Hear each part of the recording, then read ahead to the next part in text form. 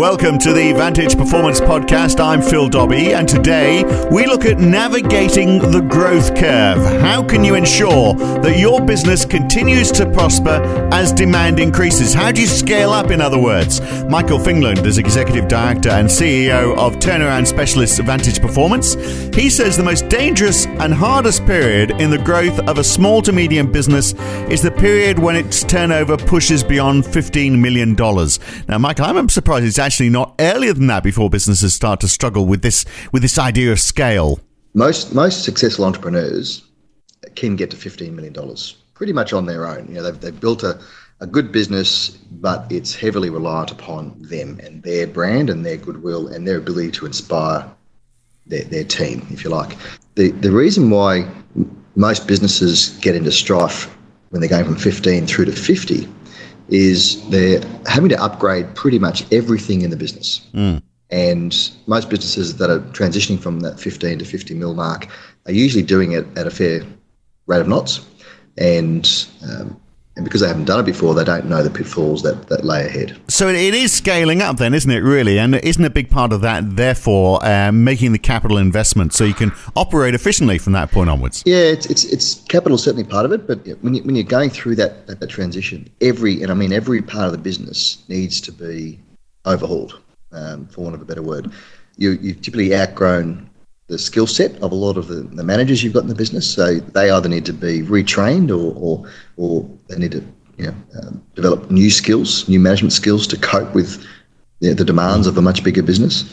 Their capital structure, usually if you've had a fairly simplistic overdraft or equipment finance type lending structure, very simple, you need to put in place a more sophisticated and flexible funding structure, and whether it's debt or equity, to assist with that growth. Because a lot of businesses, and ironically, roughly 1/3 of our clients over the last 15 years that get into strife are still growing at 30 or 40% year on year, and they outgrow their systems, they outgrow their finance structures, and that could be profitable. And that's the irony here, is you can be growing 30, 40, 50% year on year and be profitable, but still run out of cash. Yeah, and I guess also, do you also run out of time? Because, if you're too busy coping with the growth that you've got, you haven't actually got the time to put all these new systems and structures and processes into place. That's right, and that's the typical entrepreneurial CEO is always incredibly time poor, and their excuse is, I don't have time to look at that, or I don't have time to bring in expertise, or let's deal with that in 3 or 4 months' time, because they can't see how that workload is going to dissipate. So they hope that things will get better in the future. Then you'll bring someone in, or hire some different people. But when you're in that position, it's a minority of entrepreneurs who actually identify that and are aware enough and self-aware enough to know they need help now, not in 3 months, not in 6 months. Because as I said, a lot of clients can go bust when they're still growing at 30, 50% year on year. Right. If you're the head of the business, if you're the entrepreneur that got it all started, though, and you're failing to recognize that, isn't that a sign that you're actually not the right person to be running the business at that stage? No, not necessarily.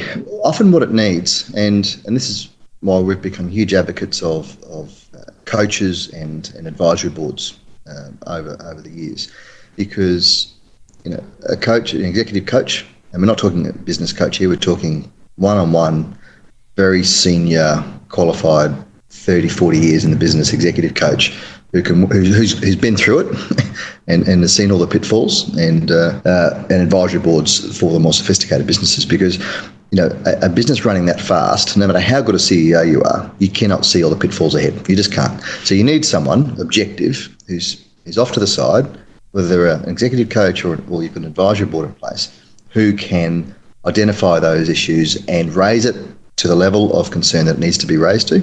So the CEO then can put appropriate resources and time and energy into fixing those areas of the business. Right, but that executive coach or that advisory board, they're going to be hard to find, aren't they, the people to fill those roles, because they have to have been through this exact situation. Someone who's actually been in a large corporation that's already been through this perhaps aren't going to be able to offer as much advice. You need someone who has been there and experienced it.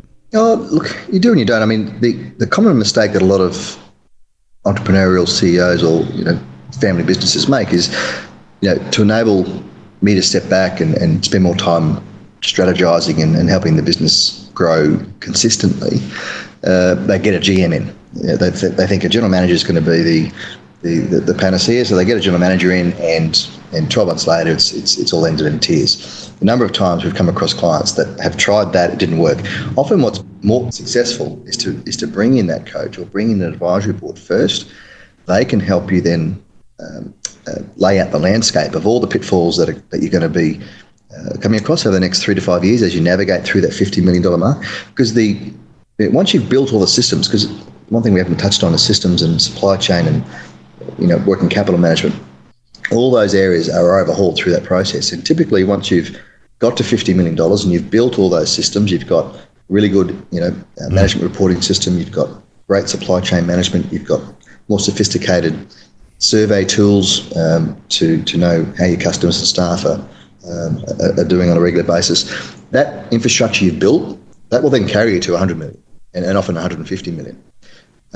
So that just gives you some context as to how much building is actually having to take place during that $20 to $50 million mark particularly, because it does set you up for another $100 million worth of growth. So it is a lot of work that needs to be done, and you can't cut corners. And this is where you build those really, really strong foundations. Right, because the general manager may well do exactly what you've been doing, which is coping with the growth rather than coping with the long term. But what you're talking about is putting the rigor in place, isn't it? So very often a company will have got to that 15 million stage by bolting stuff together, sort of like let's make do, just so just long as we're getting the sales and it's all working.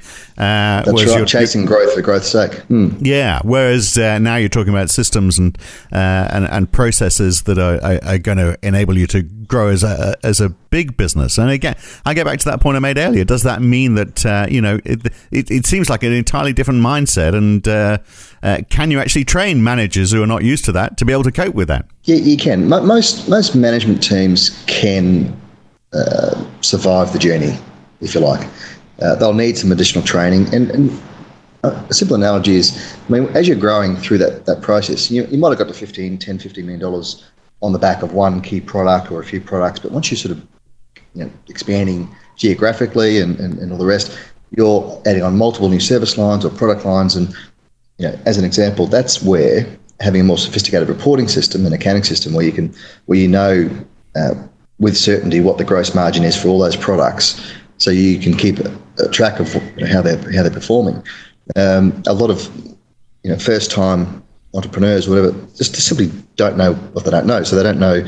All of a sudden, they get to a $25 million business and they're still running a simple profit and loss where they don't know. They know they made money or they didn't for the month, but they don't know where or how or why. Laying out ahead of them a strategic plan by someone who's done it before multiple times, they can then adequately put resources in place so as they are growing through that process, they're laying those foundations ahead of them. So they can still grow quickly, and it's not a discussion about slowing growth. You can still grow as quickly as you want as long as you're laying those foundations ahead of you.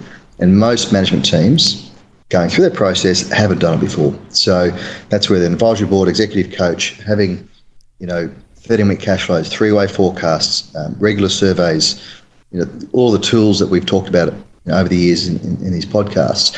You've got to have those systems and tools in place to give you those warning signals where things are starting to go off the rails. And so you've then got time to address them, appropriately resource them, fix those problems. Or if certain management teams or supervisors or people in the business aren't going to cut it, then you need to also be aware of that and have plans in place to replace them with more suitable, skilled managers who can take the business to the next level. But when you're running at such a pace, like any athlete or and that's why a coach or an advisory board is so critical, is when you're running that fast, no matter how good you are, you just simply cannot see all the pitfalls ahead, particularly if you've never been through that growth phase before. So they act as the insurance policy, your sounding board, to make sure that the many, many hurdles, and there are many as you're growing through that period particularly, can be navigated.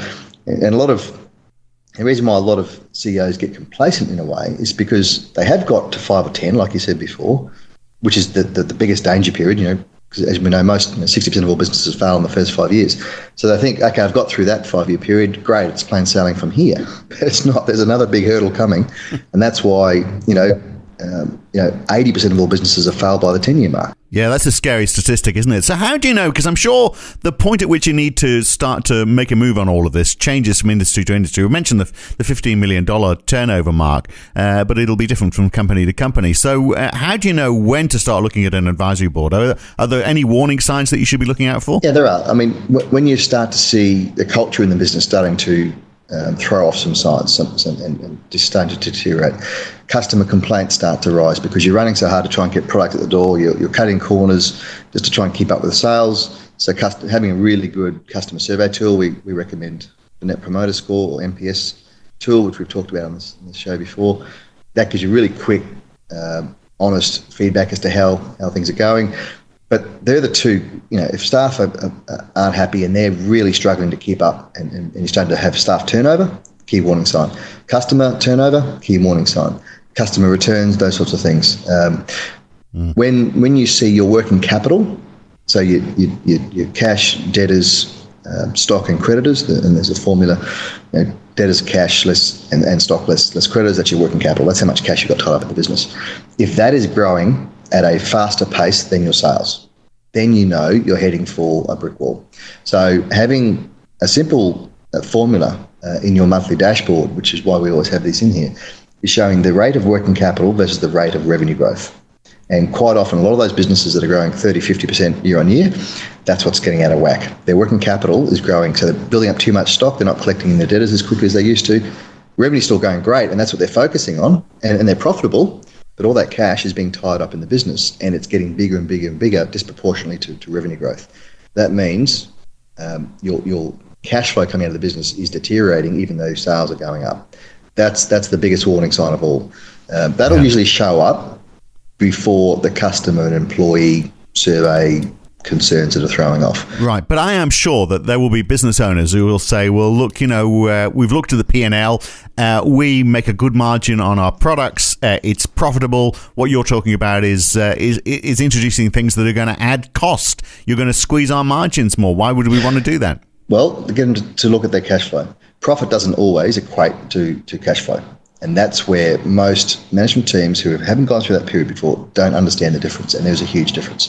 So, and we're talking about, an executive coach, $2,000 or $3,000 a month. It's not a huge cost when you're thinking about how much money do you waste having to bring in a firm like us or another firm in a year's time where you're experiencing significant growing pains. I mean, the cost of replacing a senior person in the team is about 15 times. When you think about the lost productivity, the lost time, lost training, and the cost of replacement. So you think about the cost of $3,000 a month, $36,000 a year to $40,000 a year for someone to be that sounding board for you, versus several hundred thousands of dollars if you lose one or two or three key people who just get churned up by the disruption and the pace of growth in the business. It's an investment, it's not a cost. Yeah, absolutely. It makes perfect sense. And here you are, Michael Fingland, talking yourself out of business again, trying to get people out of trouble before they need you. I don't know why you do it, but I'm glad you do. Thanks for your time. Cheers, Phil. Very insightful. As always, Michael Fingland on the Vantage Performance Podcast. Next time, what are the beliefs in your company? Do you need to know? That's next time. Thanks for listening.